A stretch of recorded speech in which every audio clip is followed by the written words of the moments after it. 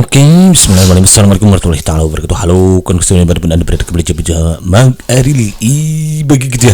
Semoga kita selalu dalam keadaan baik dan kebaikan selalu menyertai kita. Amin. Oke, kawan-kawan, alhamdulillah kembali kesempatan untuk berbagi informasi terbaru seputar tentunya tidak akan jauh dari tenaga non ASN atau yang kita kenal istilahnya dengan tenaga honorer, di mana informasi yang beredar saat ini adalah bahwa ada beberapa pernyataan dari Pak Menpan RB juga dari DPR RI ya mengenai syarat yang harus dipenuhi oleh kawan-kawan tenaga non ASN atau honorer ini agar kawan-kawan bisa lolos dalam P3K 2004 ini. Seperti apa informasi lengkapnya? Mari kita simak videonya sampai akhir agar kita tidak misunderstanding dengan segala informasi yang beredar di alam jagat ini. Baik, untuk satu kita langsung di kopi gitu ya. Nah, informasi ini makin lansir dari www.ayobandung.com. Nanti kawan-kawan yang belum subrek silahkan subrek dulu terus sana ya, untuk meyakinkan kawan-kawan. Nanti kawan-kawan silahkan klik linknya di kolom deskripsi, karena Makia biasa selalu menyatakan link di kolom deskripsi untuk memastikan bahwa kawan-kawan ini nanti bisa memastikan dengan benar informasi yang beredar ini. Dimana informasi yang beredar ini adalah mengenai tes CASN yang hanya formalitas kawan-kawan ya. Ini sesuai dengan apa yang disampaikan oleh Pak Menpan RB dalam rapatnya bersama DPR waktu itu. Dan kalau tidak salah sudah Makia buatkan juga videonya ya. Bagi honorer ya kan ada formalitas ya. Nah, non ASN otomatis terangkat P3K karena semuanya akan lolos jadi P3K, tapi asal penuhi satu syarat ini katanya. Apa syarat itu? Dan ini diposting pada hari Rabu 17 April, berarti udah lama ya. Nur Ijati jam 9.40, berarti sekarang udah tanggal berapa nih, Makia lupa lagi ya. Syarat apakah itu? Mari kita simak videonya ya. Namun sebelum jauh ke sana, Makia akan menyapa dulu beberapa sahabat kita yang sudah merelakan dirinya untuk meninggalkan pesannya di kolom komentar. Mau ucapkan terima kasih. Dan ini terhadap beberapa video Makia yang judulnya ini Menpan RB sebut tenaga non ASN honorer dalam database BKN akan diaudit katanya ya, mengenai audit dari info Menpan RB kemarin kan. Dan untuk kawan-kawan yang belum subrek, jangan lupa tentunya untuk subrek terlebih dahulu ya, agar nanti semakin Makia bersemangat lagi untuk berbagi informasi terbarunya seputar tenaga non ASN ini. Pertama dari Bang Lukas. Halo Bang, salam kenal dari Makia nih 4 hour ago ya. Terima kasih sudah mau mampir di sini. Dan Makia doakan semoga Bang Lukas Martin Luther ini lolos jadi ASN P3K tahun berat ini tanpa ada unsur halangan apapun gitu dan dimudahkan prosesnya.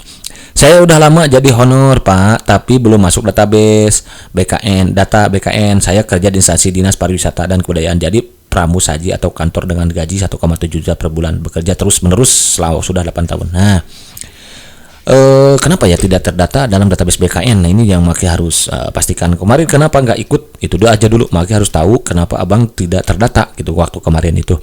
Apakah karena sakit atau bagaimana?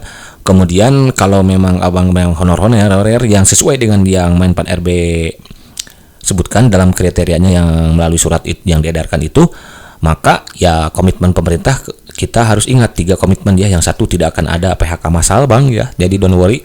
Yang kedua, tidak ada penurunan gaji ya, jadi abang yang sudah menerima 1,7 juta ini tidak akan diturunkan gajinya gitu. Yang ketiga adalah tidak adanya penambahan beban anggaran, artinya untuk daerah yang belum siap, instansi pusat, lembaga daerah dan kementerian belum siap untuk menganggarkan, maka akan di pending terlebih dahulu, walaupun nanti pada akhirnya sebetulnya akan indah pada waktunya ya di Desember 2004, karena sudah amanat Undang-Undang ASN nomor 20 tahun 23, lebih tepatnya di bab 14 pasal 66 ya. Jadi nanti silakan kawan-kawan cek aja di sendiri bab 14 pasal 66 kawan-kawan. Di sana dikatakan bahwa semua tenaga honorer ya dengan istilah tenaga non ASN apapun itu katanya dikatakan harus sudah dituntaskan per Desember 2004, dan semenjak diberlakukannya undang-undang ASN ini para instansi dilarang untuk merekrut tenaga honorer baru. Itu sebabnya akan ada audit ini gitu kawan-kawan ya. Kemudian berikutnya ada dari Bang Dol Guldur. Halo Bang, salam kenal dari Makia nih 2 hour ago. Kecuali teman-teman honorer di STIP tidak dihargai, malah di pihak ketiga kan. Raja Tega memang ketuanya itu gitu. STIP apa ya, Makia kurang paham nih yang mengenai ini sekolah tinggi atau apa ini. Mohon nanti di komentari lebih lanjut gitu Bang ya, nanti untuk bisa Makia jawab gitu atau diskusi dengan Maki gitu ya. Intinya Maki doakan semoga semua yang sudah terdata dalam database BKN lolos jadi SNP 3K tahun 4 ini gitu kawan-kawan ya, karena basis atau ya dasar untuk penyelesaian tenaga ASN adalah database itu kawan-kawan. Jadi kawan-kawan yang sudah terdata dalam database BKN don't worry, karena semuanya insya Allah akan indah pada waktunya. Tugas kita adalah bagaimana memaksimalkan usaha, bagaimana memaksimalkan doa gitu, karena para pemerintah hanya bisa berencana ya, tetap keputusan dari Tuhan Allah Subhanahu wa taala. Kita amin ya. Jadi harus berdoa gitu agar kawan lolos. Nah, informasi yang akan saya sampaikan dalam kesempatan ini sebetulnya tadi ya sudah sampaikan, ini dilansir dari ayobandung.com. Nanti ada anggota DPR meminta Pemda untuk terserta katanya pemeteran data tenaga honorer guna memenuhi syarat menjadi pemerintah P3K domat ini. Kayak gitu.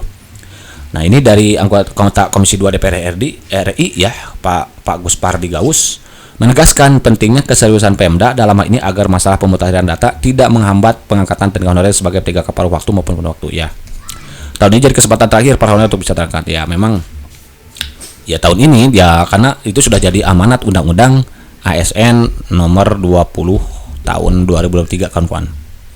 Ya, sering Maki sampaikan bahwa di pasal 66 di bab 14 dikatakan semua tenaga non ASN atau istilah lainnya apapun itu harus sudah diselesaikan menjadi SNP 3K tahun 4 ini, katanya seperti itu. Oke, next.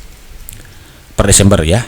Pemerintah akan segera membuka seleksi CPNS dalam informasi yang sangat baik. Ya betul. Gus menekankan bahwa tenaga honorer harus mengikuti tes yang diadakan oleh pemerintah sebagai syarat untuk diangkat. Nah, ini kuncinya. Jadi tetap tuh Pak, akhirnya Pak Gaus juga menyampaikan harus ikut seleksi gitu, karena seleksi itu adalah kuncinya, pintunya lah. Kawan-kawan ingin masuk rumah, ini rumahnya. Kalau nggak masuk pintu ya nggak bisa masuk kawan-kawan. Kalaupun menerobos itu berarti suatu hal yang tidak dibenarkan gitu kawan-kawan. Apalagi rumah orang lain gitu.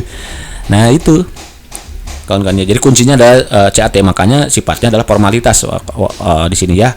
Kenapa? Karena tujuannya adalah untuk memastikan bahwa kawan-kawan masih aktif mengabdi gitu kawan-kawan. Tapi ini harus selalu jadi kunci.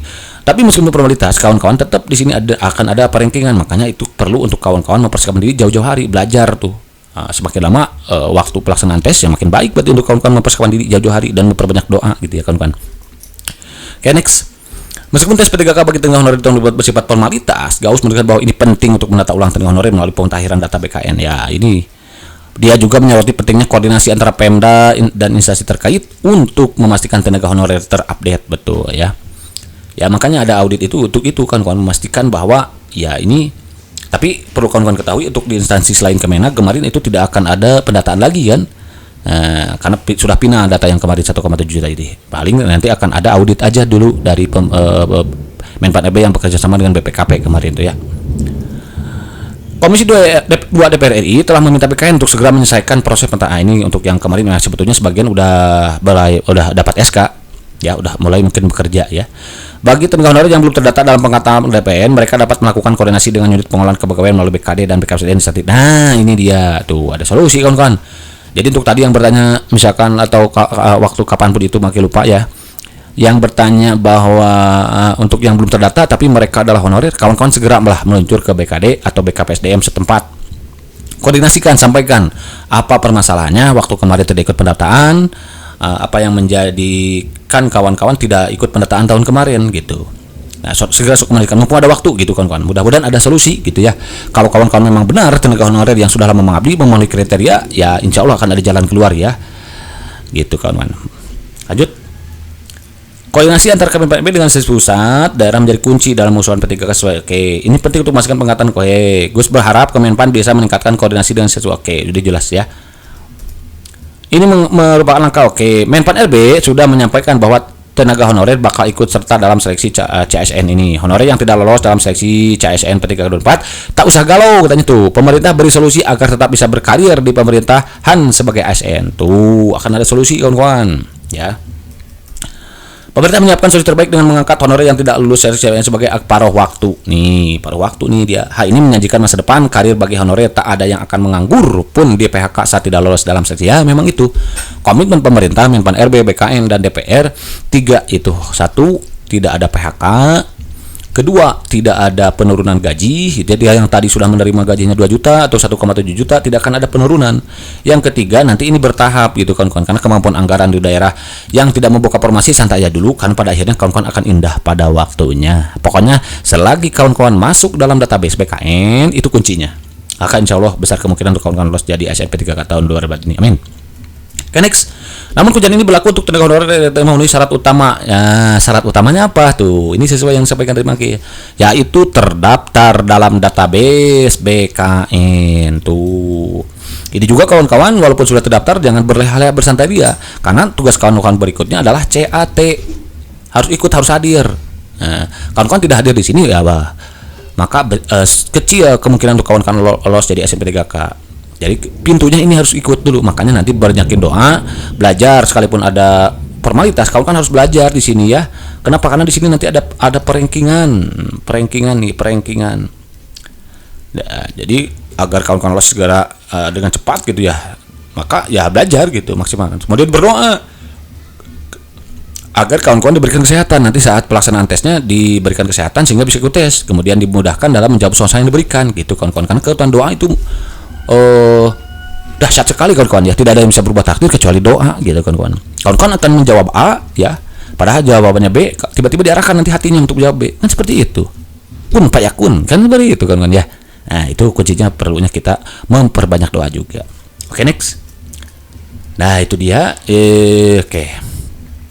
Oke kawan-kawan, barangkali informasinya seperti aja itu saja dulu. Jadi intinya syarat yang menjadikan akan kawan-kawan yang 1,7 juta atau semua tenaga honorer ini, semua honorer kan sesuai judulnya, semua tenaga non ASN lolos menjadi ASN P3K tahun 2024 ini, yang sekarang jumlahnya tinggal 1,7 juta ini, harus memenuhi syarat sebagaimana ini sesuai sebetulnya dengan atau relevan lah dengan apa yang sudah sampaikan video-video Maki sebelumnya. Satu, syarat ada akan audit, kan auditnya itu adalah mengenai ternyata harus verifikasi dan validasi. Nah, ini kan seperti ini. Kemudian memenuhi syarat yang satu ini adalah tadi itu terdata. Ya, kuncinya adalah terdata dalam database BKN. Terdata dalam database BKN pun belum tentu lolos kalau kawan tidak ikut CAT. Belum tentu lolos kalau kawan tidak verifikasi dan validasi, kemarin melakukan kecurangan, misalkan memberikan data yang palsu. Ya, nah itulah sebabnya kita pokoknya ketika ada siapapun itu menjanjikan kesuksesan, menjanjikan kawan-kawan lolos jadi SMP3K dengan harus membayar, maka itu jangan dipercaya kawan-kawan. Karena yang meloloskan tahun ini kawan-kawan jadi SMP3K ya kawan-kawan sendiri, usaha kawan-kawan sejauh mana, disertai dengan doa kawan-kawan sejauh mana gitu. Karena mimpi yang besar akan membangunkan kawan-kawan di sepertiga malam untuk bangkit berdoa kepada Allah SWT, memohon agar dimudahkan jadi ASN P3K tahun 2024 ini. Oke kawan-kawan, berarti saja dulu sering ini, mudah-mudahan bermanfaat. Terima kasih.